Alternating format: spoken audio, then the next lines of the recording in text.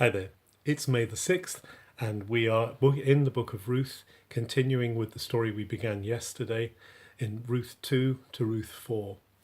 In Ruth 2, we find Ruth and Naomi who've returned from Moab, destitute, having lost both their husbands, and they're there in the time of harvest. According to the law of Moses, they were enabled to go and glean, that is, pick up the leftovers in the fields. And by chance, Ruth goes to the field of a man called Boaz. And Boaz actually encounters her there in the field and sees her, and she finds favour in his eyes. Boaz is an older man, but looks on her and actually protects her from the younger men and says, if any of the younger men cause you any trouble, let me know. And he also gets the younger men to leave extra gleanings for her, so that by the time of the end of the day, having had lunch with him, having had a meal with him, she goes home and she has much in her basket to show Naomi.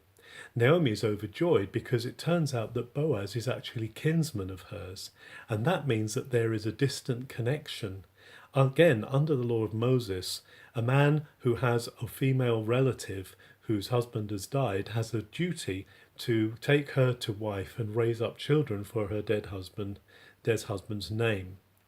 And so Naomi gets Ruth to go to the harvesting, to the floor at night, to the harvest floor at night, which is actually probably quite a dangerous thing in a sense for a woman to do.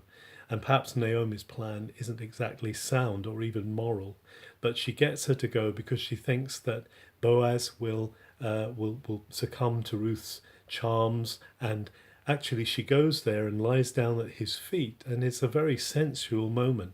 But Boaz refuses to act dishonorably towards her.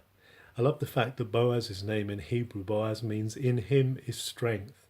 And there's a strength and an honor in Boaz that he doesn't take advantage of Ruth going there to the harvest floor at night.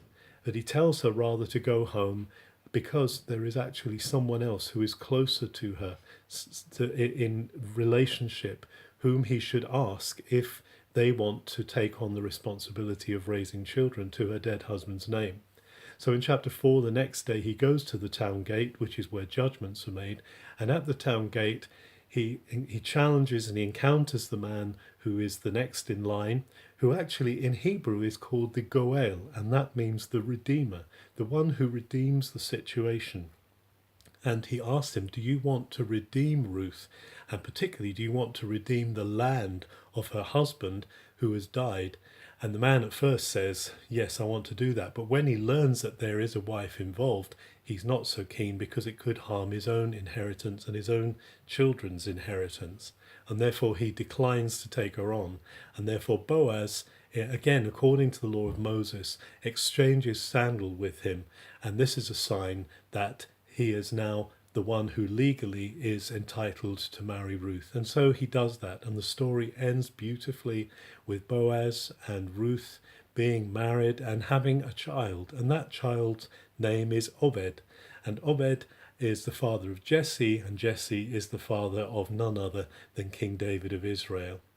Ruth is a wonderful picture of redemption. She's not a Jew, she's from Moab, she's a pagan, she's a widow, she's a woman, apart from anything else. But she is actually one of the 4 women who is mentioned in the genealogy of Jesus Christ in Matthew chapter 1. And it's exciting to see that God can redeem a situation that seems so dire, particularly in this context of the time of the judges when things go so haywire for Israel.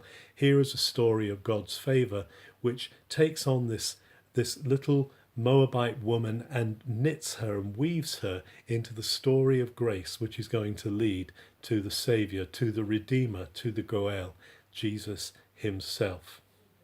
Have a very good May the 6th.